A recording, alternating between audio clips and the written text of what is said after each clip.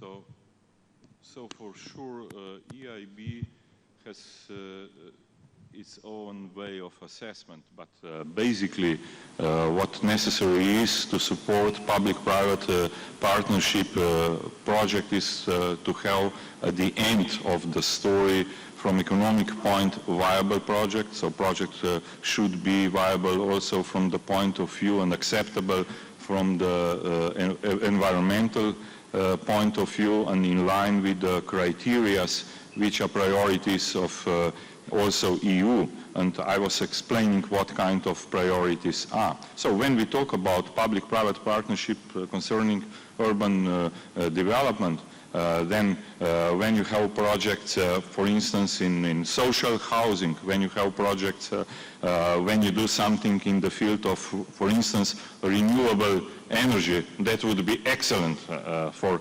EIB. So, for instance, I was listening about some projects here in Ogun state and some ideas, for instance, projects where you would combine solar panel plants with air conditions as you know, one project in one area that's in renewable area. We are talking about energy supply that would be high priority to support.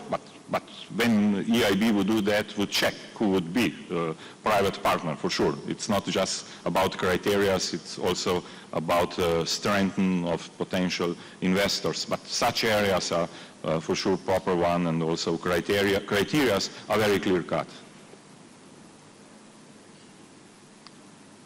Okay, that's the first question. Next question, please. Can Nigerian SMEs apply for EIB UDFs? If yes, how? Yeah, first I would like to say that there are possibilities for Nigerian SMEs to get financial sources from EIB through financial intermediaries, through bank. I have some data about Nigeria and can tell you that there are some loans which are going on. For instance, there is first Bank of Nigeria loan, so EIB provided to the bank. It's an amount of 100 million euros. Then there was projects with Zenith Bank, mid-cap loan in this case, for 60 million euros and so on. So if somebody would like to approach those banks, can get list of the private banks which got very favorable financing from EIB, and then can apply for such sources. When we talk about urban development fund and how SMEs would cooperate, then that's the question of, you know, comprehensive project which has to be prepared. That's why I was talking about those complicated things, because there should be local government, there should be program, strategy, and so on, and then in framework of that, I would expect that SMEs would get financial sources. So to get money through urban development is a little more complicated and sophisticated, and that's why I was talking about that so much.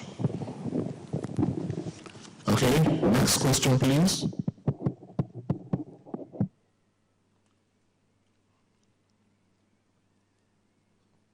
Can you see that? Yeah. Okay.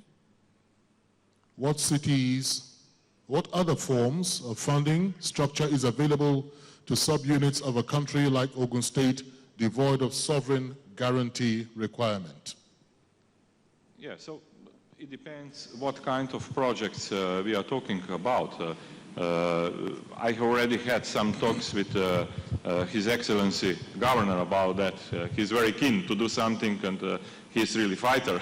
So there are some possibilities, and we are going to have talks about that, and we will research all kinds of possibilities. For sure, the simplest way how to finance eligible project would be to get sovereign guarantees, and then would be very simple. The second way, in some cases, worldwide is if they have, for instance, development bank, then it's possible to invest that through the development bank, because usually behind development bank there is sovereign, implicit sovereign guarantees. For instance, can tell you in Croatia, which is neighbor country of Slovenia, I'm from Slovenia, I personally signed last year 1.5, but this is EU, 1.5 billion euros for development bank. Inside of such project there were 500 million euros for renewable energy investments, 500 million euros for SMEs, and 500 million for very concrete projects, for instance,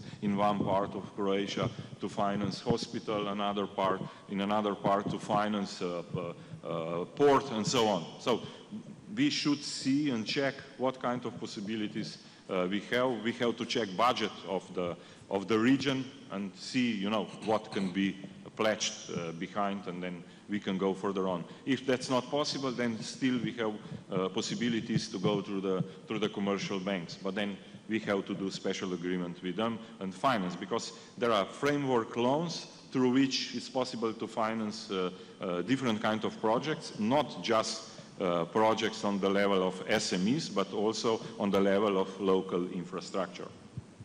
Thank you. I think we can take just two more questions, and then we're done.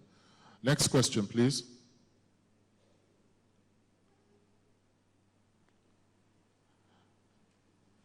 How can we overcome the challenge having to pay for unaffordable EU advisors whose engagement is often a condition for accessing EU funding?